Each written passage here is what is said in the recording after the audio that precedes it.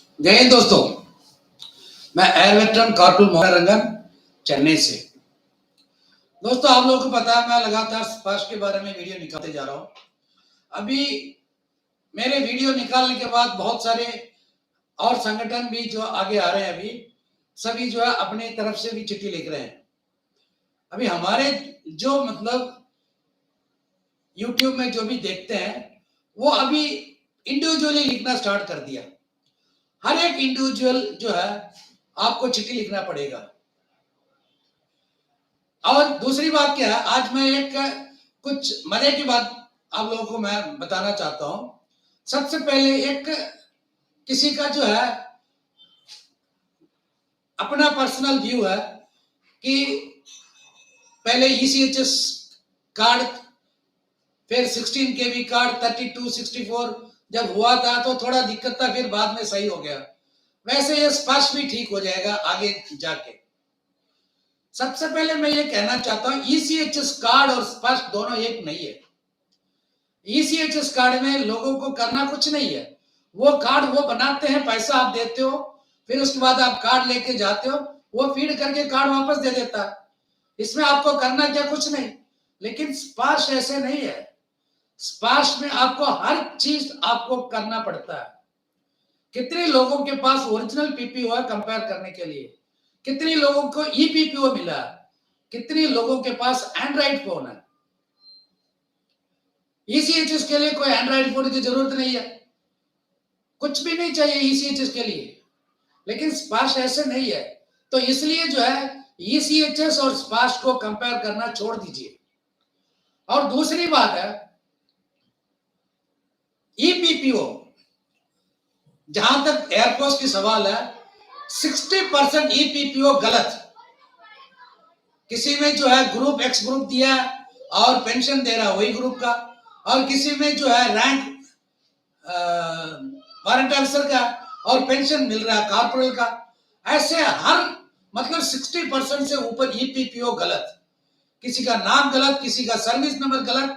अब ये वाला इस मतलब जो डिजिटल हुआ है 4 साल हुआ है, अब तक एक ईपीपीओ सही दे नहीं पा रहे, क्योंकि ये ईपीपीओ कौन बना रहा है, सिविलियन बना रहा है। वो भी मतलब इनको दे दिया कि ठेके पे, तो वो ईपीपीओ तक नहीं बना सकता। वो जो बंदा मतलब एयरफोर्स का क्या स्ट्रेंथ है, एयरफोर्स का जो स्ट्रेंथ है आर्मी का 10% है। तो इतने लोगों का जो है मतलब 1.5-2 लाख का जो एयरफोर्स का जो स्ट्रेंथ है, या 3 लाख आप लगा लो, 3 लाख लोगों में 1.5 लाख लोगों का जो है ईपीपीओ नहीं बना सकते हैं सही ढंग से। अब ये मतलब आगे जाके स्पष्ट में क्या अपने एफिशिएंसी दिखाएंगे। सबसे पहले जो इनको ईपीपीओ सही देना चाहिए, सबको अपना अपना रिकॉर्ड चेक करने के लिए मौका देना चाहिए। कोई भी गलती है उसको सही करके फिर सोचो डिजिटल इंडिया, डिजिटल डिजिटल। अब एक बंदा का ये कहना है डीएलसी जब स्टार्ट हुआ, यानी कि डीएलसी का मतलब digital life certificate, digital life certificate शुरू किया था, और मतलब बहुत तारीफ कर रहे हैं गवर्नमेंट को डिजिटल लाइफ सर्टिफिकेट। आज भी 70% से ज्यादा लोग जो है डिजिटल लाइफ सर्टिफिकेट नहीं दे रहे हैं, वो अपने बैंक में जाके लाइफ सर्टिफिकेट दे रहे हैं। क्योंकि जितने लोगों ने डिजिटल लाइफ सर्टिफिकेट दिया है उनमें से बहुत लोगों का डिजिटल लाइफ सर्टिफिकेट अपलोड नहीं हुआ, इसलिए उनका जो पेंशन बंद हो गया था 1 महीने के लिए। क्योंकि मैं पेंशन का काम करता हूं, मेरे पास कंप्लेंट आता है, फिर उसके बाद बैंक में जाके पर्सनली बैठ के फिर वहां से करते हैं। और मैं हर जगह यही होता है। अभी मैं 2 दिन पहले मैं सीपीपीसी कनाडा बैंक में था, वहां मेरे सामने एक फोन आया था सीपीपीसी में, सर मेरा पेंशन क्रेडिट नहीं हुआ। जब उन्होंने चेक किया तो उसका लाइफ सर्टिफिकेट अपलोड नहीं था।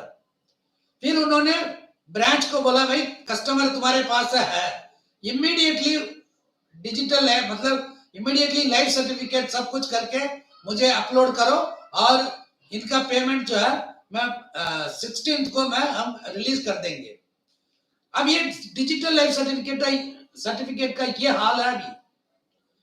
दोस्तों, ये डिजिटल लाइफ सर्टिफिकेट सक्सेसफुल नहीं हुआ अभी। अब तीसरी बात क्या है कि स्पर्श में धीरे धीरे ठीक हो जाएगा। दोस्तों आप लोगों ने शोले पिक्चर मतलब स्पर्श अभी ट्रायल कर रहे हैं, अब आगे जाके सही हो जाएगा। दोस्तों आपको ये ना शोले पिक्चर आप लोगों ने देखा होगा, उसमें अमिताभ बच्चन है ना, धर्मेंद्र के लिए जब लड़की पूछता है, वो कहता है कि उसमें कोई कमी नहीं है। वो बुढ़िया पूछती है कि कमाता क्या? नहीं, कमाता है लेकिन कभी कभी हार भी जाता है। हार जाता है कैसे? कमबख्त जुआ ऐसे ही है। अच्छा जुआ दिया? नहीं नहीं, वो जब ऐसे है ना, वो एक कॉमेडी सीन है, लास्ट में पता है क्या बोलता है? आप एक बार बसंती का हाथ उसके हाथ में दे दो, वो ठीक हो जाएगा। वैसे ये स्पर्श का हाल है। अगर स्पर्श आगे आएगा, अगर स्पर्श आगे आए मतलब अभी बंद नहीं होगा या अभी सही नहीं करेंगे तो यही हाल होगा, यही हाल होगा। अभी तो शुरुआत में इतना प्रॉब्लम है, आगे जाके कितने लोग हैं, कितने लोग, जो बंदा पेंशन का काम करता है ना, उसी को मालूम है लोगों का परेशान। आज मैंने मतलब ये 10 दिन पहले मैंने एक दिया था गुरदासपुर में, एक नायक का जो है हमने अरियस बनाया था, और वो अरियस जो है 96 से लेके 2022 तक का अरियर बनाया, और अरियर बनता है 5.5 लाख। अब डीपीडीओ वो उन लोगों ने क्या किया, उस एसोसिएशन से कॉपी डीपीडीओ को भेजा, एमओडी को भेजा, आर्मी हेडक्वार्टर्स को भी भेजा, लेकिन अभी गुरदासपुर डीपीडीओ पता क्या कह रहा है कि हमारे हिसाब से हमने सब कुछ सही दिया। सब कुछ सही कैसे देगा जब सर्कुलर के हिसाब से नहीं दिया, लेकिन डीपीडीओ कह रहा हमने दिया। ये डीपीडीओ कौन है? बैंक नहीं है, डीपीडीओ गवर्नमेंट एजेंसी है। और यही डीपीडीओ कल आपका मतलब सर्विस सेंटर भी होगा। ये हाल अभी है तो आगे जाके क्या होगा भाई साहब, ये आपको सोचना चाहिए। और आगे जो है, एक बंदा का कहना है कि धीरे धीरे सब ठीक होगा। जब बैंक मर्जर हुआ था, अरे बैंक मर्जर हुआ था उसमें कोई पब्लिक का नुकसान नहीं है, बैंक का जो है लेडजर का काम है। लेकिन यहाँ पे पीपीओ सही बनाओ, फिर उसके बाद लोगों को समझाओ, फिर लोगों को एंड्रॉइड फोन दिला दो।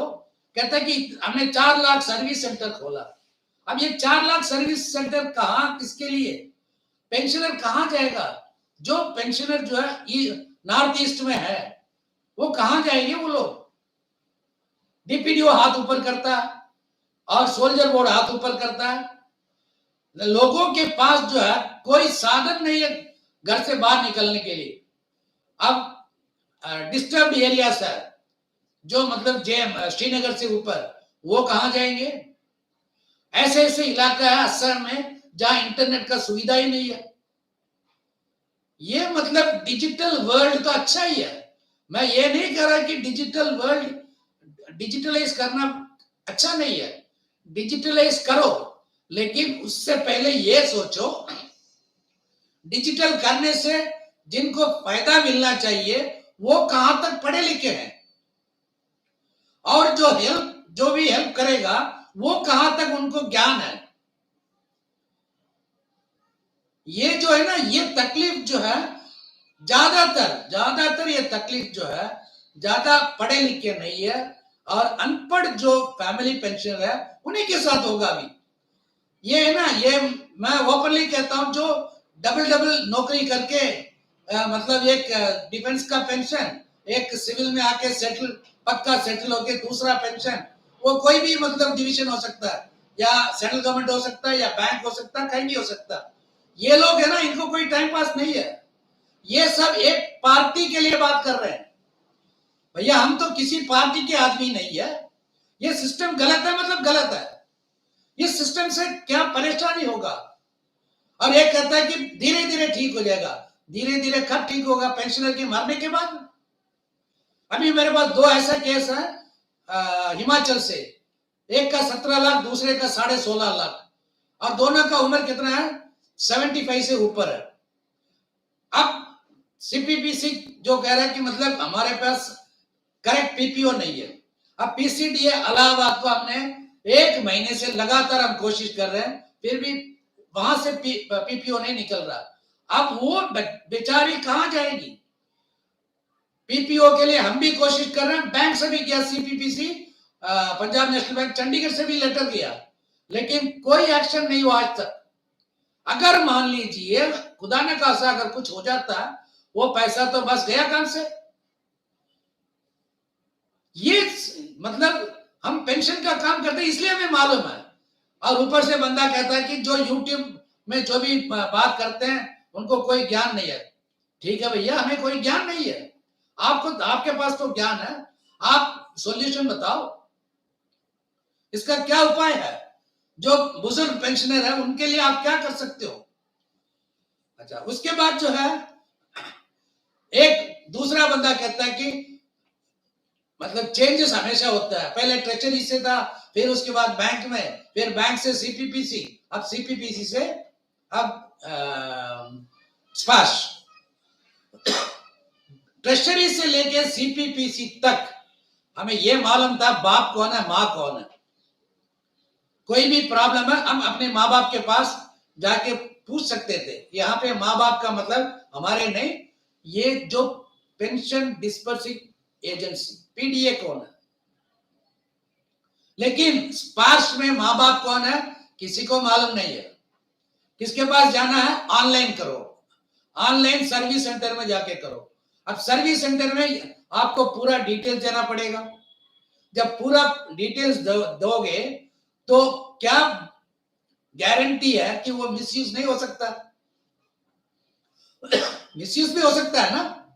आप लोगों को मालूम है आजकल बहुत सारे जो है स्कैंडल हो रहा है पैसा हड़पने का, तो कौन देगा? 2 दिन पहले जब हमने बैंगलोर में एक मीटिंग के लिए बुलाया था, मतलब पैरो सेंटर के पास था वो जगह, कंटोनमेंट से इस तरफ पैरो सेंटर के पास, तो वहां पे क्या, वो मिनी इंडिया है, वो वेस्ट बंगाल, असम, कर्नाटका, केरला, तमिलनाडु, यूपी, बिहार, हर जगह के लोग वहां रहते हैं। मैंने 40 लोग आए थे मीटिंग में शाम को, और किसी एक को भी स्पर्श के बारे में कोई ज्ञान नहीं है। वो पूछते हैं कि स्पर्श क्या चीज है। ये सारे पेंशनर जो है 90 से पहले रिटायर हुए हैं। अब कल को स्पर्श आएगा तो उनके साथ क्या होगा? यहां तक कि उनको ये नहीं मालूम है कि एफएम में बंद हुआ या नहीं हुआ, वो भी नहीं मालूम है। वो मैं चेक करके बताने के बाद उनको मालूम पड़ा। लेकिन अभी सीपीपीसी में हम जाके बात करते हैं। परसों मैंने जो किया, 15 केस लेके गया था कैनरा बैंक में, 15 में से सिर्फ 2 केस पेंडिंग हो गया था कुछ और डॉक्यूमेंट्स के चक्कर में। बाकी 13 केस का पेमेंट जो है अभी नेक्स्ट वीक पेमेंट हो रहा है। हमने इस 6 साल के अंदर जो है सिर्फ कैनरा बैंक से 8 करोड़ रुपए दिलाया लोगों को। सीपीपीसी वो मतलब हमारे साथ कोऑपरेट करते हैं, क्योंकि हम उनके पास जाके सारे डॉक्यूमेंट्स सर्कुलर्स के साथ जब देते हैं, वो भी ड्यू ड्रान बना के चेक कर लेता है, हाँ सही है तो पेमेंट करता है। अब स्पार्श में किसके पास जाओगे? पढ़े लिख के अपने आप को ज्ञानी समझते हैं ना, उनको जवाब देने दो। कौन करेगा ये काम? स्पर्श में अगर कोई भी प्रॉब्लम है तो इसका उत्तरदारी कौन है? Who is answerable? Service centre, उधर जाओ इधर जाओ, नोडल ऑफिसर को फोन करो, कोई उठाता ही नहीं है। और जो भी टोल फ्री नंबर है कोई नहीं उठाता, या नहीं तो हमेशा एंगेज रहता है। ये अभी है, अभी मतलब इतने लोगों का गया। जब 30 लाख पेंशनर को वहां माइग्रेट करेंगे तो क्या हाल होगा? कौन अटेंड करेगा लाइन? सब कॉल सेंटर हो जाएगा। आप लोगों को मालूम है कॉल सेंटर का मतलब क्या है? कॉल सेंटर में आज एक ड्यूटी पे होगा, कल दूसरा होगा, तो आपका मतलब क्या, मतलब गारंटी है कि आपका प्रॉब्लम सॉल्व होगा? फिर उसके बाद जो है स्पर्श का इंपैक्ट क्या होगा? स्पर्श का इंपैक्ट यह है कि लोगों का पेंशन में प्रॉब्लम आएगा, और जब लोग जो है पेंशन के लिए इधर उधर भागेंगे, फिर उसके बाद जो है बीच में ब्रोकर्स आएंगे, हम ये दिलाएंगे वो दिलाएंगे करके वो भी कमाना स्टार्ट करेगा। और पेंशनर को क्या, क्योंकि उनका रोजी रोटी का सवाल है। आप प्रैक्टिकली जो है किसी का रोजी रोटी छीन रहे हो स्पर्श के नाम पे। अगर इतने बोलने के बाद भी आप लोगों का अक्ल अगर काम नहीं कर रहा तो हम कुछ भी नहीं कर सकते। जागो, अभी जागो। मैं जानता हूं मेरे जितने भी वीडियो देखते हैं उनमें से आधा से ज्यादा लोग मतलब अभी ऑलरेडी मतलब जाग गए, और बाकी लोग जो है हाँ किसी को सुधार नहीं सकते, क्योंकि वो है ना एक पार्टी की तरफ ये सोचते हैं। हम पार्टी के लिए कुछ नहीं कह रहे, हम किसी को नहीं कह रहे कुछ। सच्चाई क्या है यही देख लो। किसी को खुश करने के लिए कोई ब्यूरोक्रेट्स लेके आया ये सिस्टम, और वो किसके ऊपर आजमा के देख रहे हैं कि डिफेंस फोर्सेस के ऊपर ये टेस्टिंग कर रहे हैं। क्योंकि डिफेंस ऐसे एक फौज है, कोई आवाज नहीं उठाएगा। क्योंकि हमारा एक ग्रेट आदमी कह रहा है कि जब मिलिट्री मैन को जो है हमेशा सुनना चाहिए, सवाल नहीं करना चाहिए। ऐसे ऐसे लोग हमारे बीच में है। जब तक ऐसे लोग हमारे बीच में है ना, ये मतलब उनको मैं कीड़ा समझता हूं, कीड़ा। जब तक कीड़ा है ना कोई आगे नहीं बढ़ सकता। ऐसे कीड़े को दूर भगाओ और जागो। कोशिश करेंगे 2016 से पहले का जो सारे जो है स्पष्ट में माइग्रेट नहीं होना चाहिए करके। अगर कोई भी प्रॉब्लम हुआ हम जरूर आंदोलन करेंगे, क्योंकि ये गरीबों का जो मतलब एक ही पेंशन, उससे जो मतलब अभी मेरे जैसे लोग हैं, अगर मेरा एक महीना अगर पेंशन नहीं है तो मैं खाऊंगा क्या? मेरा कौन सा 2 पेंशन है? मेरा कौन सा मतलब महल बना हुआ है? तो मेरे जैसे लोग और जो फैमिली पेंशनर है, जो 10-12 हजार रुपए जिनका बेसिक है, वो लोग, उनके लिए मैं उनके लिए मैं लड़ना चाहता हूं, उनके लिए मैं आवाज उठाऊंगा। अच्छा लगा तो ले लो, अगर अच्छा नहीं लगा तो भागो मेरे चैनल से। किसी ने आपको जबरदस्ती नहीं कहा, लेकिन ये सिस्टम गलत है, गलत है, गलत है। ये जो सरकार, ये जो सिस्टम है ना, अभी बंद करना चाहिए, नहीं तो हम जरूर आंदोलन करेंगे। और सैनिक एकता जिंदाबाद नारा लगा के मैं आज का वीडियो खत्म कर रहा हूं। जय हिंद, वंदे मातरम।